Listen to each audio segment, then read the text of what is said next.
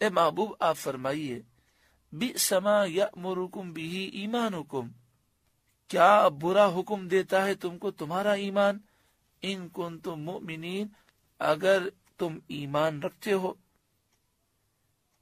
یعنی مطلب یہ کہ تم مومن ہی نہیں ہو، تمہارا ایمان ہی نہیں ہے، کیونکہ اگر تمہارا توریت پر ایمان ہوتا تو کیا تمہارا ایمان اتنی بری باتوں کا تمہیں حکم دے سکتا؟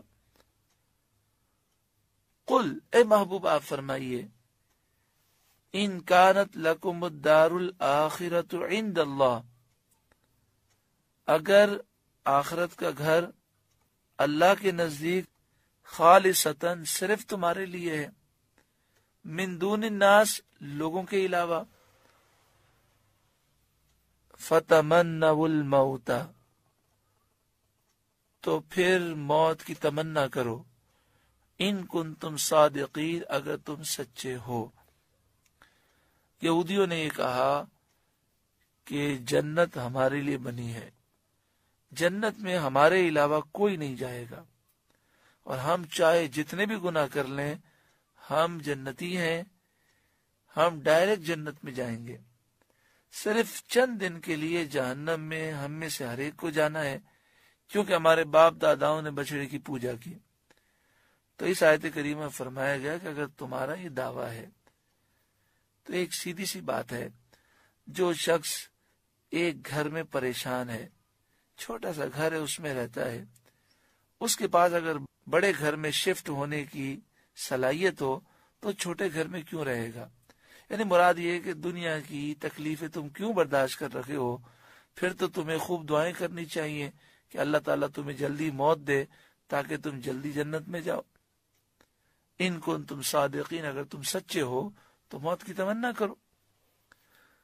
اب یہاں پر قرآن مجید فقان حمید نے یہ فرمایا کہ اگر سچے ہو تو موت کی تمنا کرو. اگر یہ موت کی تمنا کر دیتے تو یہ دعویٰ کر سکتے ہم سچے ہیں تبھی موت کی تمنا کی، لیکن انہوں نے موت کی تمنا نہیں کی. کیوں نہیں کی؟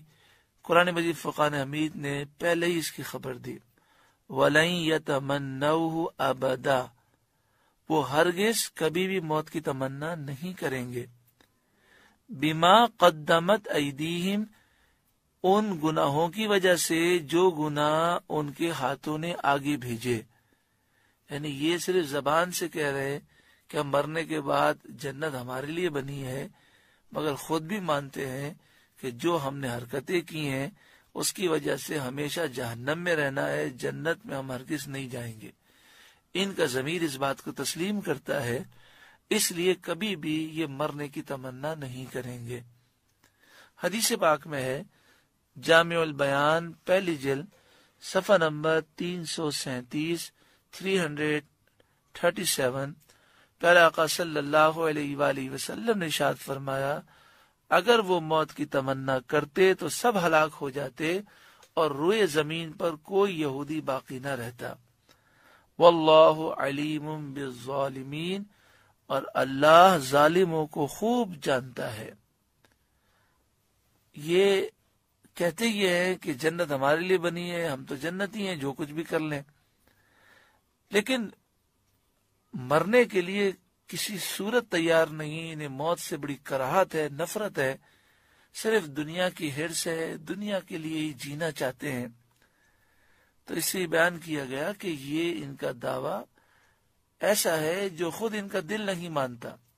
اگر دل مانتا ہوتا کہ ہم ڈائریکٹ جنتی ہیں تو پھر یہ دنیا میں رہنے کی اتنی ہوس نہ رکھتے.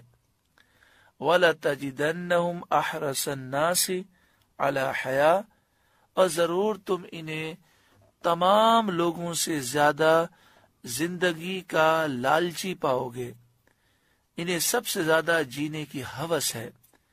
وَمِنَ الَّذِينَ أَشْرَكُوا، اور مشرکوں سے بھی زیادہ انہیں جینے کی ہوس ہے. مشرک مجوسی جو آگ کی پوجا کرتے ہیں، یہ مرنے کے بعد اٹھنے کو مانتے ہی نہیں ہیں. یہ سمجھتے ہیں جو جینا ہے صرف دنیا میں جینا ہے، مرنے کے بعد دوبارہ نہیں اٹھنا. تو وہ دنیا کی کتنی ہوس رکھتے ہوں گے، کیونکہ ان کے لیے تو صرف دنیا ان کے تصور میں ہے، آخرت کا تو انہیں تصور ہی نہیں.